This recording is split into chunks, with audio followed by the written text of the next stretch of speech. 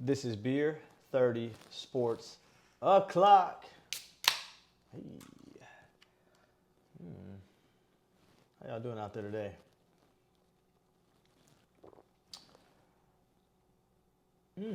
Not too bad, not too bad. And today, this episode's beer is Community Beer Company, aka Community Brewing, Honey Citrus Blonde. Honey Citrus Blonde. 6%. You know how I get on them 6%, baby. And of course, I got it from my favorite store, Total Wine. You can see the beer holder there. And it's a blonde ale with honey and orange peel. It's not bad. It's not bad. I can definitely taste the honey. Not very orangish, but pretty good. So shout out to Total Wine, my second favorite store, where I can get all these beers from. And they just constantly supply me and my drinking habit, and I appreciate them for that. So yeah, let's get into it, man. So first and foremost, we got to get to the news you can booze to. This is really good, I'm not gonna lie. So I was called out about the WNBA, saying I haven't been talking about them. I haven't said anything about it, and I'm not doing my due diligence for speaking about them. I was so hyped when the Caitlin Clark and Angel Reese, but now I'm acting like I don't care anymore. So I just want to go ahead and say I do care. Shout out to Asia Wilson. She is now officially the scoring leader in the league, the MVP frontrunner, like hands down, having the best, one of the best years that she's had playing. I think she's their second or third year, but I mean, she's definitely MVP. No question, no ands, ifs, or buts about it. She has pretty much everything going for her in that aspect, and she's killing it. I'm not gonna lie. So then also, the Fever are going to the playoffs, man. They are going in as a 6th seed. Shout out to Caitlin Clark. That team has turned around. Still young, still trying to figure it out, but they've gotten better on defense. They've gotten better scoring. They played pretty tough against the Aces recently when Asia got her scoring title, or scored the most points in the league. But they did lose to her and everything like that. Unfortunately, my tall boo, Angel Reese, fell on her wrist and had an injury that was a season-ending injury. She goes into surgery in the next few days or something like that. People are questioning whether or not she really has an injury, which any athlete understands the competitive aspect of it. Why would you tap out over a wrist injury or something like that unless it was something that was pretty big, which she went on her social media and told everybody about it. It really was big, or it really was a serious injury. Excuse me.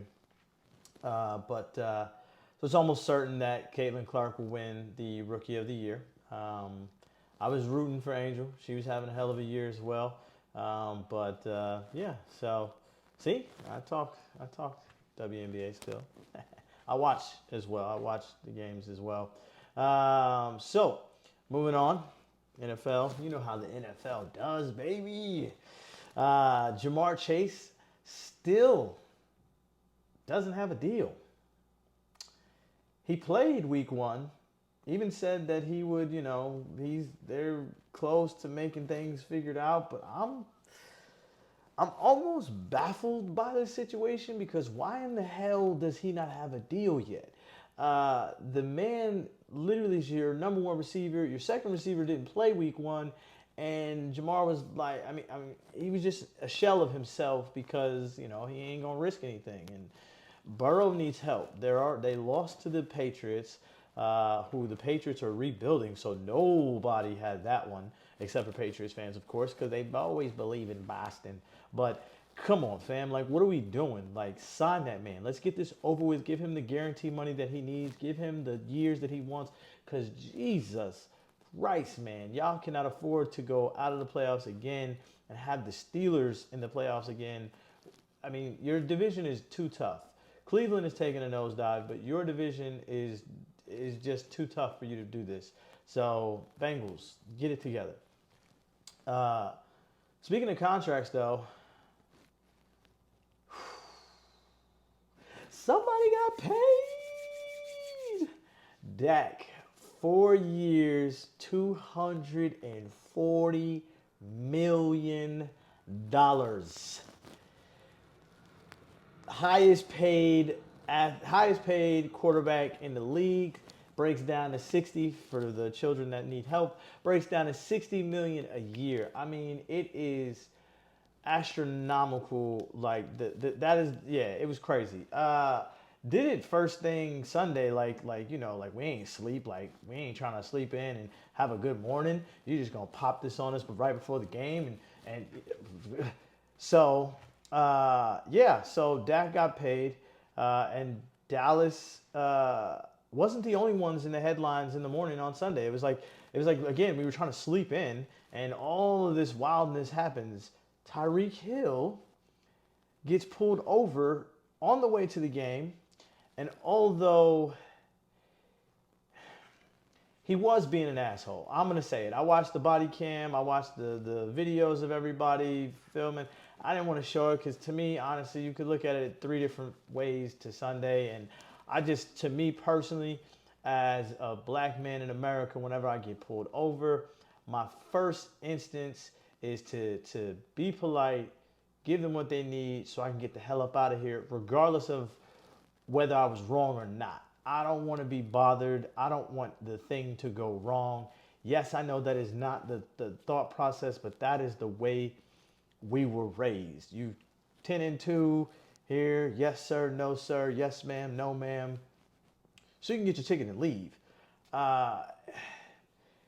Kind of did it the opposite way. I mean, he kind of acted like he did nothing wrong, rolled his window up after the guy told him not to roll his window up.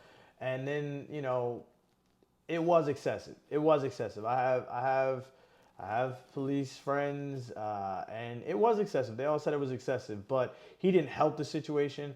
They didn't help the situation. And then his teammates came over. Now, his teammates were super polite, super, yeah, no problem, sir. I'll step back. I'm just trying to let you know who he is. Like, I'm trying to help you, so that he's on his way to the game, these things like that. So for me, I feel like these cops they had some other motives. Maybe they were Bills fans, or maybe they were fucking Patriots fans. I don't know. But all I know is that they were they had this man on the ground in the street, throwing him in cuffs and all that stuff like that. And I don't know about you, but a speeding ticket ain't worth being thrown on the ground in cuffs. And, I don't know. I just feel like, what I'm saying? Like, that could have been handled a lot better. But Tyreek wants him fired, although he said that he wants to be a cop one day, which is kind of weird. So, yeah, I think that, both sides handled that bad. Both sides could have handled that way better. The guy that's on the force that is suspended right now, administrative leave, excuse me, he's been on the force for 27 years. I would hate for this to be the thing to kill his 27 years, because he might be a good cop. He might not have any other things going on. This might have just been a bad fucking day. And, it's a Sunday, football's back, traffic is fucking crazy. He don't know who this asshole is flying by in his fucking Porsche or whatever the fuck he was driving. But still, he shouldn't have handled it that way. Fired is kind of a stretch. But just my opinion. And then Deshaun Watson. Another allegation. Sexual assault. Bruh. What the fuck is going on, fam? This is another one. Meanwhile, he had a fucking terrible game Sunday against Dallas. Micah got to be the next one to get paid, because Micah and Kendricks and all on that defense put that man. They put the NFL on notice. That man absolutely fucking single-handedly disrupted that game. But I just don't know what the fuck to say at this point, because it's like, you have a problem. You were suspended already. So realistically, the NFL cannot do anything if it's in the same realm of the allegations that he already got penalized for, because of the simple fact that it is He's already been punished for it in the NFL, in the eyes of the NFL. It's a civil suit, so it's not a legal action, so it's nothing they can on that side of it. The person is suing him. I mean, and he looks just absolutely defeated. And I hate to beat on him, after hearing that apparently his family, he had a family member pass away or something like that not too long ago, and it's just like, bruh, like you gotta step aside. If football and all aside, man, you gotta get your life together, bro, because that's crazy. Like 20 some odd allegations. This is the 22nd now, I think. That's just crazy, man. You gotta figure something out, man. I don't know if you just you just jumping on bed naked, expecting these hoes to hit you in the head, massage you. Like, come on, man. Like, we gotta just figure out a different way to close the deal, bro. That's all I'm saying. That is just crazy to me, because at the end of the day, like, if you're dating these people and you just instantly think you should get some sexual gratification for the fact that you're dating these people, speaks like that's wild, bro. You gotta see somebody about that, man. But listen, the biggest thing I think is that so many people are outraged, but so many people are not surprised. And the NFL kind of seems to be like, look, we already punished him once. If they want to take legal matters, then obviously there's something else we can do, but nothing we can do if it stays in civil. So I hope they get it figured out. I hope this is kind of one of those things where it was way back then and she just finally had the courage to speak up. Whatever the case can be, hopefully he's getting the help that he needs, because, bro, this is crazy. Absolute crazy. Excuse me. And speaking of crazy, Christian McCaffrey was out week 1, but it wasn't announced until the hour of, and it was a shock to everybody because there was no like real, there was a possibility because there was some lingering stuff from last year, but it's like there was no like indication that he was not even gonna suit up. There wasn't even a question mark on his name.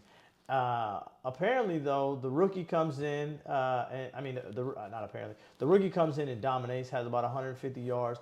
The man was going absolute ape shit, and he was like, I don't know, they did a press conference. Obviously, I think he was like one of the offensive players of the game, and they did a press conference on the field, quick little, not press conference, but a little quick interview on the field, and it was like, Christian McCaffrey, I don't know how you do this, blah blah blah, in the heat of the moment.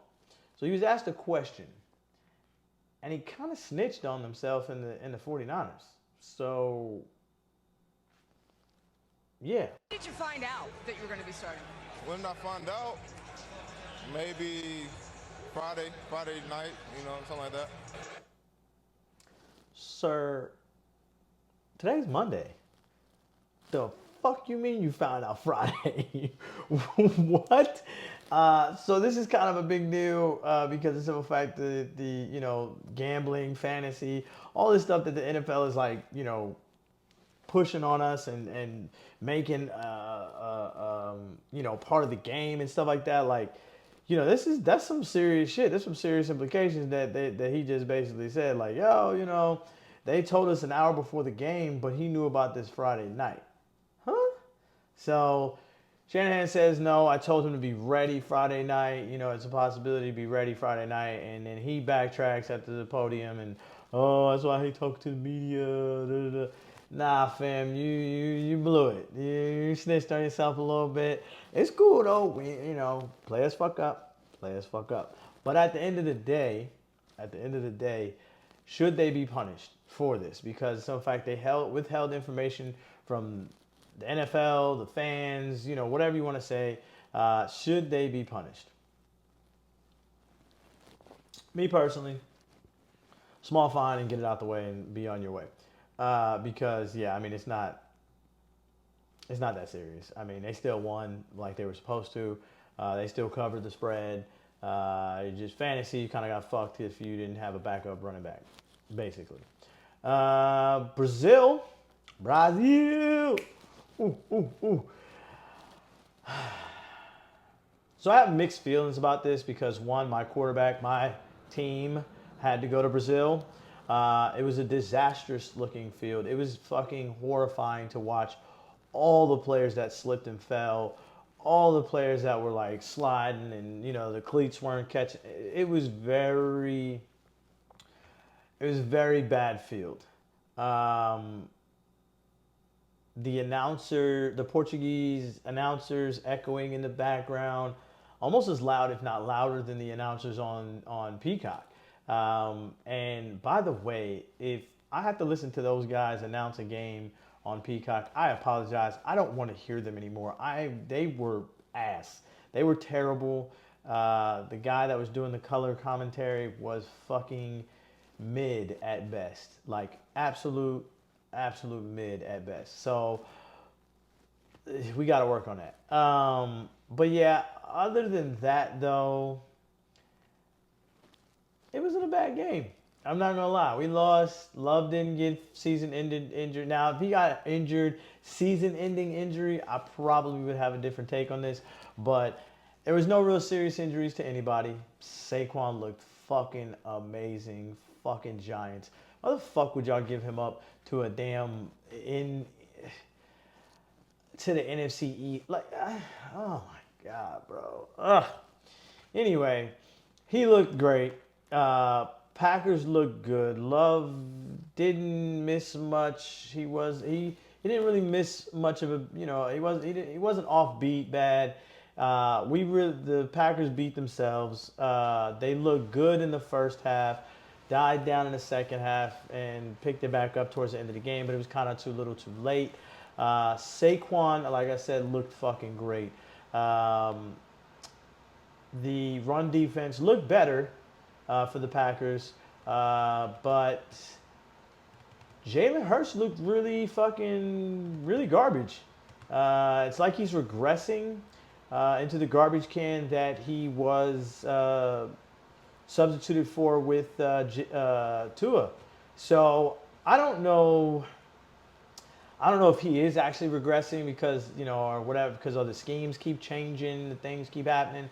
Or the field maybe. Hey, listen, it was a circumstantial kind of field situation. Maybe they didn't sleep well, Brazil partying. I don't know. Whatever. It's one game, but I feel like we're going to see more of this, which is why I said in the division of the NFC East that I don't see the Eagles winning their division. They did not look great Friday night. Again, I think the Packers beat themselves, even though they only had one turnover. 3. So I don't know about the Eagles. I'm not convinced, and I still think Kellen Moore is an overrated coordinator. And I think this will be the end of his not the end of his coaching career. That's kind of crazy. I think this will be the end of his chances if he doesn't stay with Philly. I think he'll have to go down somewhere else in college or something to do something and start learning, because he just ain't got it. Hell, he might need to go down to Colorado and help Deion. They're all Cowboy alumni, so you know what I'm saying.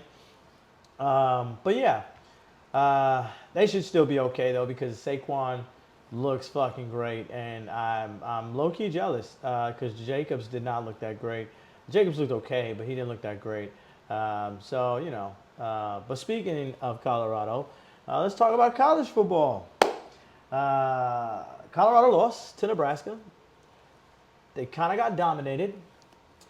And has everybody just talking crazy about Deion. Now, I'm going to give my 2 cents, and then I'm going to kind of leave this alone because I like Deion. As a person, as the coach, as the player, everybody wanted to be prime time. We all did the dance, Showtime dance, and all that shit like that. I don't care what you say. Whether you were a fan of his or not, you know what I'm saying? We all wanted to be the interception machine that was Deion. His coaching needs help. I hope that he put aside, and I hope that his pride is not too big for him to understand that he needs help. He needs help either in recruiting or in coaching in general, like coordinators. They just looked really fucking stagnant, and you can't just drop back and fucking throw to Travis Hunter and Horn 75 times. You just can't do that in in that conference, in the Big 12. You can't do that period in college football. I mean, you could try, but it's just, you become one-dimensional. Everybody just and you don't have the offensive line for it. Your offensive line is mediocre at best, and your defense cannot hold up that well either. So, but yeah, I don't know. I feel like if he gets it together and they win a couple games and they put together a pretty good season this season, I think they'll get it figured out. My only reluctancy is his ego. If his ego can't step aside, then, we'll be talking about Coach Prime was a bust. And that's just what it is. It was a great week in college football, though, because it was just a lot of great games, despite Oklahoma and Oregon almost losing. The teams they shouldn't have. University of Houston almost beat Oklahoma. Oregon almost lost to BYU. Came out of the fucking wire. Like, I don't get it, man. I just don't understand Oregon or Oklahoma for that matter. I mean, you guys set up your schedule for pretty, it was pretty lax. You're in the SEC now, Oklahoma. You're in the Big Ten now, Oregon. You ain't got time to be fucking around. These are supposed to be kind of tune-up games for you guys to get y'all shit together, and y'all just ain't getting it together. Meanwhile, Northern Illinois beat Notre Dame. And everybody was talking about this coach crying and going crazy. And I just gotta let you see it. I gotta let you see it. So, hold on. We ain't sponsored by them, so I don't know why that popped up. So anyway, Northern Illinois beat Notre Dame. It was absolutely an upset, and they pulled it off. And people were talking about this speech, and it was, I ain't gonna lie, I ain't been on a football field in pads since middle school, damn near, and he made me want to put a helmet on and play. Top 5 opponent. This is NIU's first win against a top 10 opponent ever. And for people who need context, you wore this jersey. It's deep for you. Why? Yeah, I'm so proud of our kids, the coaches, just everybody. They believed. They believed. And we came here and got it done. You told your guys this week that you didn't need anyone to be a superhero or superhuman. They just needed to be their best. What kind of performances did you see out there? They listened to what I said. I told them all week, we don't need luck. We just got to be our best. And they was their best today, and we was able to get it done. Where's this emotion coming from for you? You know, all these guys that have been with our program, been through the ups and downs, and they continue to fight. You know, it's like they my kids. I'm happy for the adversity to push through.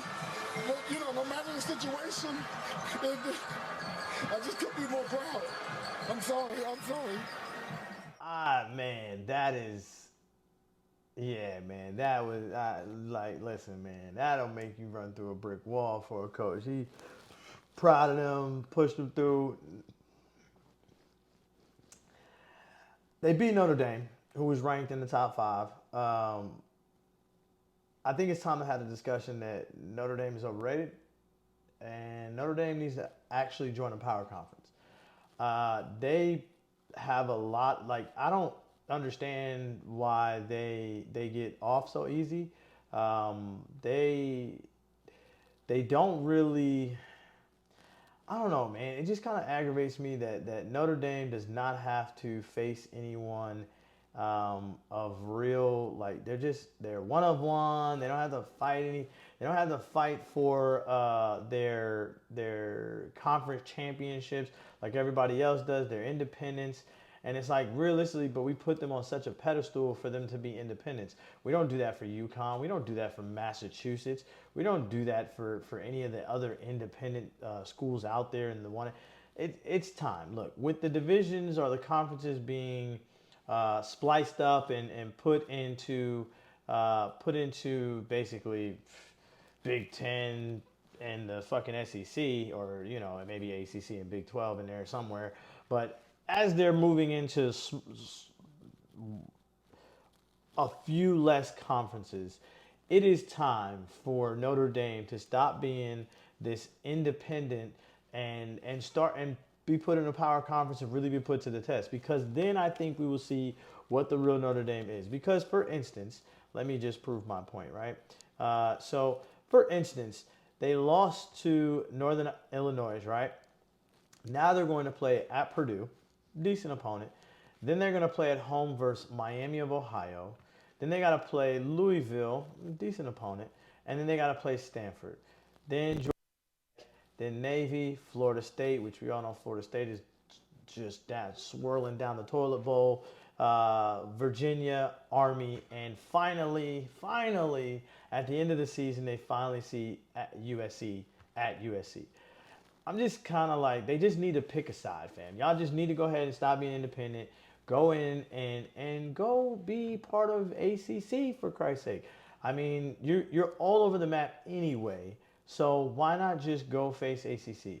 Be like the rest of the college football world, NCAA, and fucking man up, so we can stop putting y'all on this pedestal from history that y'all were some independent great, because it ain't been great in some time.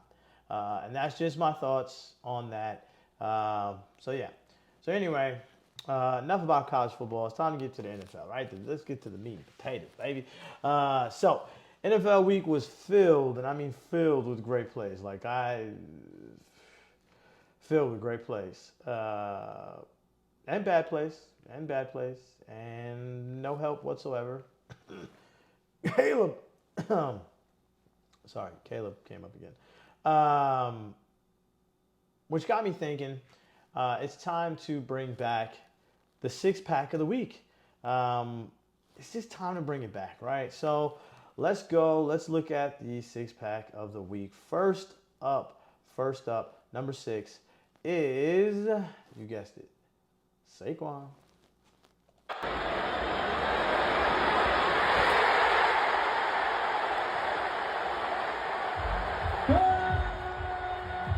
Great catch. Sad it was on us, but great catch. I ain't gonna lie, like I said, Saquon looked great. It was kind of just disheartening, but that catch was crazy. That catch was actually really, really good. One of the defenders slipped, but still, he would have probably caught that anyway, because it was probably one of Hurts' best throws. One of his best throws in the game. Next up, number 5. Much fun to watch. They try to go condensed formation. It's not there. So here comes Josh Allen leaping. I heard a lot of talk about him being the most overrated player. Give me a praise. Overrated and Josh Allen in the same sentence is fucking crazy. So Josh Allen and his acrobatics never ever cease to amaze me. Like, we gotta stop with the talks of overrated. Like, I don't know who decided that was a good idea. But Watson in motion on 3rd and 10. Love steps up on the run. Wide open, Jaden Reed. Make a man miss. Reed, goodbye. Touchdown, Packers, 70 yards. Oh, boy. So, obviously that, Jaden Reed, I think he had the highest receiving yards for the year, for the week. For the year, technically, there's only 1 week. But yeah, he went absolutely ape shit. And so Jaden Reed, I don't know if I said Jalen or Jaden, but Jaden Reed, wide receiver core, like we had that conversation. Green Bay got some real conversations in there to be number 2 wide receiver room in the NFL. Like, Just wait. They ain't even get a real chance. We'll see during the season pans out. We'll see. Next up, man, this catch was crazy. I watched this live as well as the Jaden Reed one, but I watched this one live and I was like, he didn't do that. He did not. Nico Collins corrals it and in his left knee hits inbounds catch. I mean, this defense was on him. Sublime. Unreal catch. Especially because I don't even know if he saw it. Yes. Jalen Jones, that's about as good of a break you're going to get on a... Bruh, that's crazy. It did not look live. It did not look like he saw that. Like, it did. It was like, wait, what? He didn't catch that. Nah, he's out of bounds. That was, he dropped it. Whatever. No, I had to get the slow-mo in there because that was an amazing catch. Because he was there and the ball was just there. Bah, oh, shit, knee. Good. Next up, this throw is crazy. On play action, backs to throw. He slips on the turf, gets up, heaves it downfield, looking for Alec Pierce.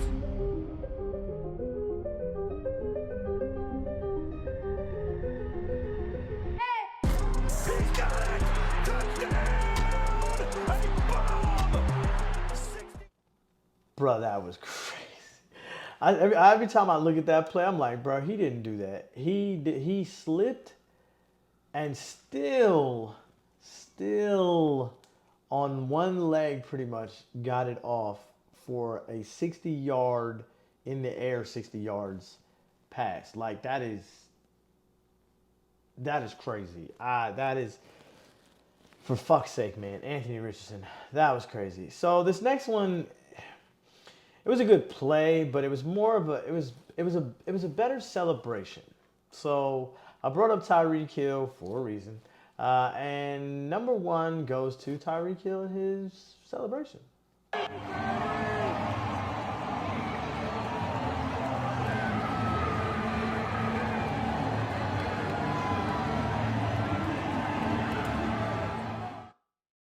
Hey man, that shit is cold-blooded. Like, to be detained and then before the game and then score 80-yard touchdown and then do the celebration of getting arrested or detained again. Whoo! And that boy is special. It was gangster though, I ain't gonna lie. That was probably the best celebration I've seen in a while. So listen. Absolute could have handled it better still. But he definitely earned that. So that was the six-pack of the week. Let me know if I missed any plays or anything like that. But I mean, I scoured. I looked. Geno Smith gets the honorable mention for his 30-something yard run in the end zone. But I just felt like the Josh Allen acrobatic play was a little bit stronger because that man looked like he was getting spun around like some pizza dough and shit. So. And then got up. So it wasn't like he was hurt. It wasn't no any given Sunday kind of shit. He got up and kept playing. So, but yeah. So let me know if I missed any. So now let's get down. Let's get to the beer goggles of the week. First off, this is kind of recent, like just happened kind of shit. But Shannon Sharpe. ESPN's boy, Club Shay Shay, on the nightcap. What the fuck are you doing? I know I have had plenty of drunken nights and I've done some crazy shit in my life, but to go on live and be getting that Gok 3000 and having relations, going crazy for a hot minute, on live, you couldn't see nothing. But he got the internet in a fucking tornado because there was names said, there was talking, it was noises, it was some craziness. And first his page came out and said that he was hacked, but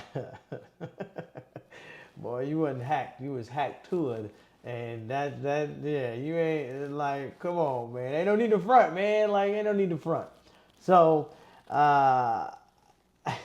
this was not, I don't even know what to say about this because this was not on my September 2024 bingo cards. Like, this wasn't one of those, like, G56. That wasn't one of them. I don't know what the fuck is going on, but he did later come out and say that he wasn't hacked. It was an accident. Somehow he went on he was an accidental live stream. I don't know if him and the girl was DMing each other and they just happened to get together and that's what it was. But man, I hope he learns to close that phone before you throw it anywhere, because yikes. So come on down and get these beer goggles there, old Shannon. Man, that's crazy, bro. That was absolutely craziness. And I don't believe I ain't sharing no porn, so y'all good, you know. Y'all ain't gotta worry about that video clip. Next up is Chris Collinsworth, man. Sunday night game, great fucking game. LA versus Detroit in Detroit. Went down to overtime, went down to the wire, and he had a comment that I don't think he understood the rules. You start thinking about it, right? You start thinking, how much do you need before you're going to go line up and kick it? You start thinking about which side do you want your kicker to be able to kick it from, but it's coming so easily right now. I don't think you'll see them take big chances. I just think they'll play under control till they get the third down and maybe kick it down. Try to score. Don't let the Rams have a chance to even touch the ball. So if you don't know, in regular season, overtime is not decided. Both teams get a chance to get the ball if they kick field goals or if they don't, they don't score. Unless the team that first gets the ball gets a touchdown. Detroit was knocking on the door. They were at the red zone when he said this. So, yeah, Chris, come on down. Get these beer goggles right quick, man. I really honestly don't. I think he was thinking of the playoff rules, but still, we come to y'all, you and Tarico, to know these things. Maybe he was excited in Detroit. He might have been a little drunk. I'm just saying, we expect you to know these things. But it does bring a good question. Brings a very good question, which is going to be my discussion for the day. Should the overtime rule be changed? Because it's kind of weird, right? So I say change, but should it be changed again? Because the simple fact is that it's right now the NFL overtime rules are, like I said, in the regular season. They are at the end of regulation. The referee tosses the coin to determine who gets the ball. Whoever wins the toss can either defend or get the ball. And if they want to get the ball, they either have to score, right, touchdown to win the game, or if they kick a field goal, they have to stop the other team from scoring, right? Now, they only get 2 timeouts.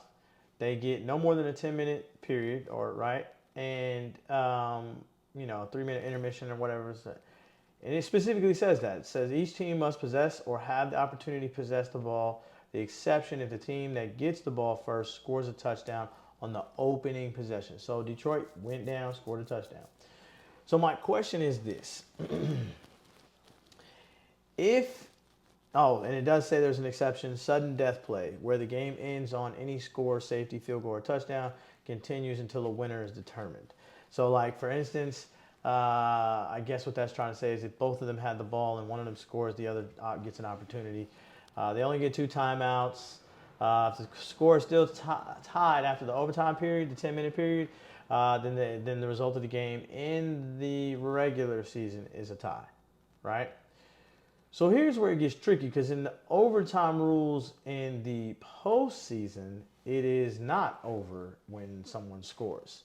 If the score is still tied at the end of an overtime period, or if the second team's initial position has not ended, the teams will play another overtime period. Play will continue regardless of how many overtime periods are needed for a winner to be determined. So, bro, they could literally go like 5 overtimes. Not saying that would happen. There's been a lot of close fucking games in the NFL in the past few years, and there's no exceptions. I mean, there's no reason to think that can't happen, but no exceptions, Jesus. There will be a 2-minute intermission between overtime periods. There will not be a halftime intermission, obviously, after the second period. Okay.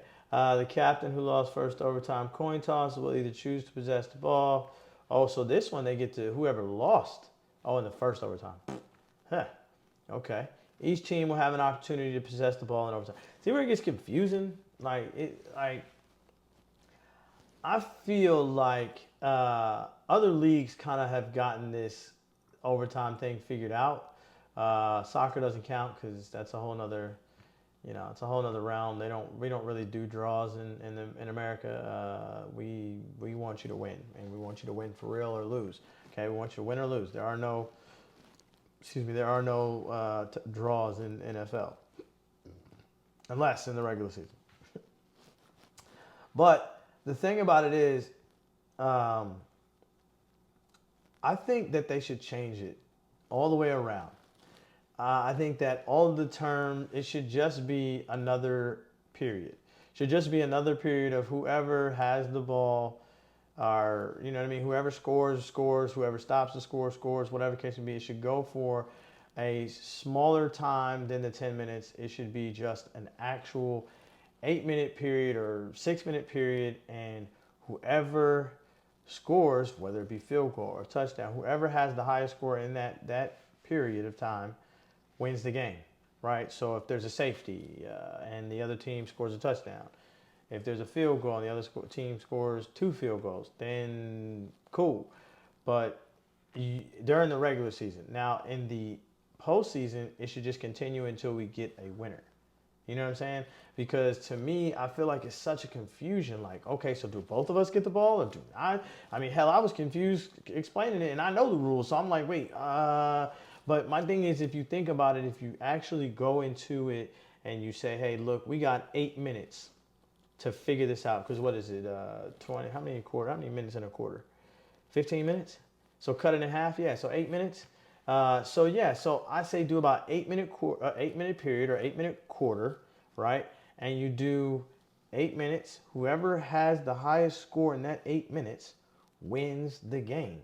Whether that be the fools that run out the clock for 8 minutes straight and kick the field goal on the 2-yard line and the clock strikes 0 after the field goal, they win the game. I would much rather that than this confusing ass shit, because it gets confusing. I mean, Chris Collinsworth, he still gets the beer goggles. Don't get me wrong, but I feel like that should be what it is. It shouldn't be a they get the ball unless they score, or if they do this or they. It's just too much, man. Like, it's too much confusion. Let's just bring it down to the period. Let's break it down to the time. Whoever has the highest score at the end of that time wins the game. Then you're going to start seeing a lot more strategies and a lot less fucking just, all right, let's just go down there and score a touchdown. Because all they really got to do is you get a fucking kick return with the new kickoff rule, and it's boom, you won the game on the kickoff. Like, it ain't shit. So my thing is why not make it about the time? Like, make it time and do that across the board. That way it's just easy, man, because at the end of the day, if you do it that way, there are no question marks about it.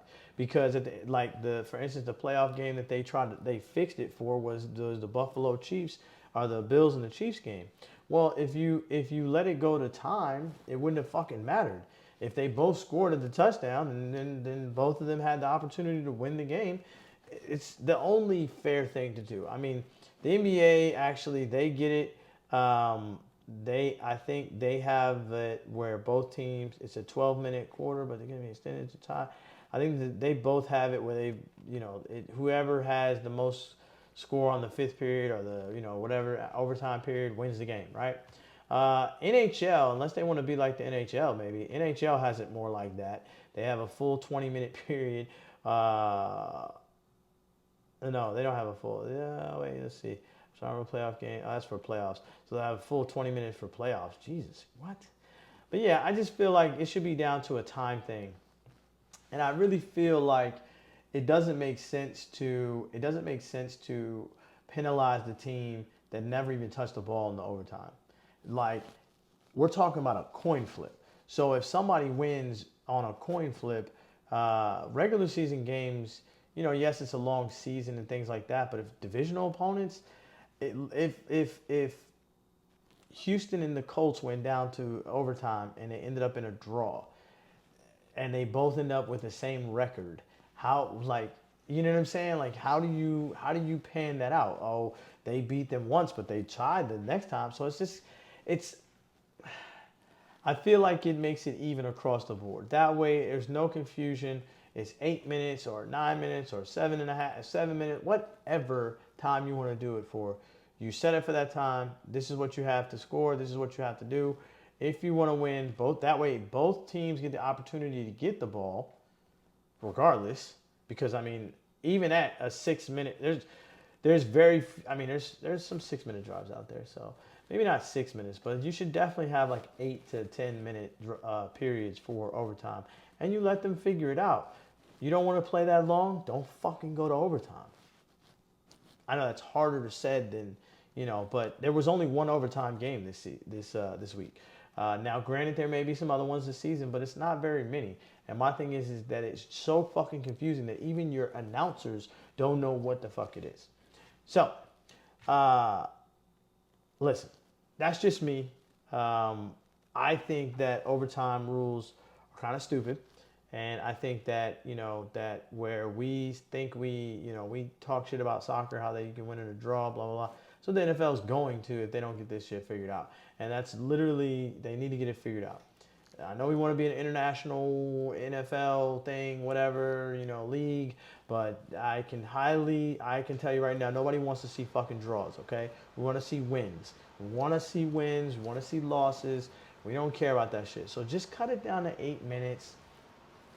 Let somebody drive. Let both teams get an opportunity to fucking have the ball. Regular season, overtime, fucking easy, right? I don't know. Anyway, tell me what you think. Thank you for watching. Comment, like, subscribe.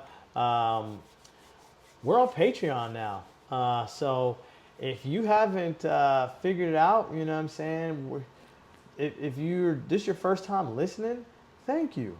If this is your first time watching, thank you as well. But I will be putting out more episodes, more advice on gambling. I went 6 for 6 this Sunday. I can show you the ticket on Twitter or Instagram because I don't need nobody trying to track me down. But yeah, so I can show it to you and I can tell you, listen, and even on the bet a beer bet the house, y'all saw it. I went, I think Friday I went 0 for 2 and then the other 2, I went 4 for 6. It's a hell of a fucking weekend if you ask me. So stay tuned. There will be more bet a beer, bet your house on the weekend. Man, that 6% is kicking. All right, man, we're going to end this show now. This is Beer 30 Sports O'Clock. Thank you for watching.